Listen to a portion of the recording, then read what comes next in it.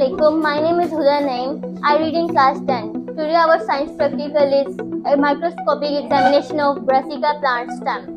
For this we need compound microscope and Brassica plant.